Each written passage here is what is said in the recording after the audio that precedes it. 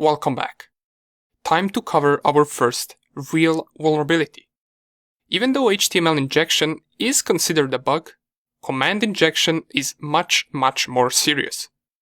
So, what is command injection? Well, we can define it like this. Command injection is a web vulnerability that allows an attacker to execute operating system commands on the server that is running the application. Typically, once it's discovered, it allows the attacker to fully compromise the application and all of its data. Sometimes, command injection can be used to compromise other parts of the host's infrastructure, and it can be used to pivot the attack to other systems within the organization. So yes, it can be really serious vulnerability.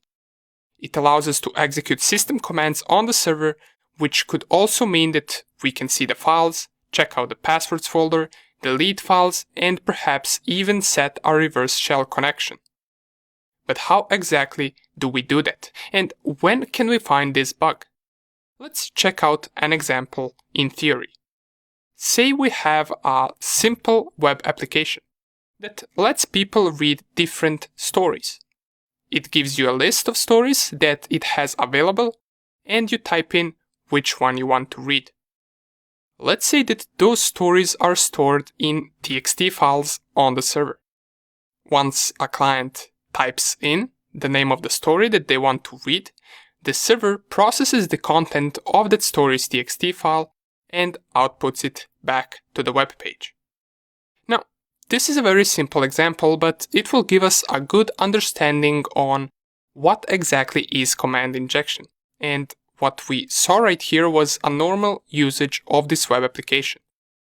But the problem can occur if the website processes the content of the story itself through its system without the user input being filtered as to what characters and what commands can it receive. Let me explain this a little bit better. For example, let's say this application reads the content of the TXT file with the help of the cat command. We type in the story name and it cats the story, reads the output and throws it back to the web application for us to read. All of this is good, but what happens if we enter this, for example? Story1.txt, semicolon, who am I?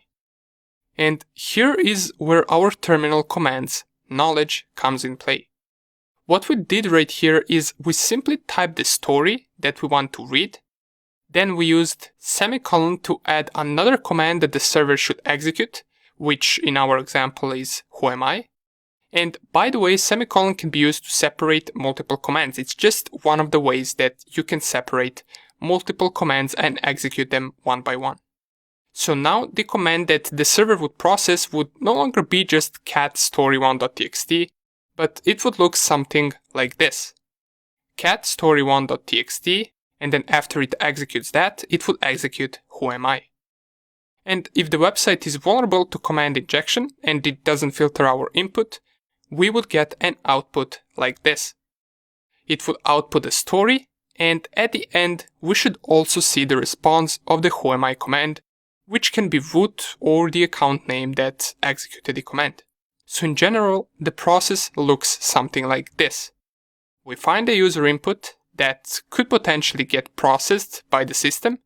We add normal input and concat additional command to it, and if the input isn't filtered, it will process both of those commands and it will give us both of these results.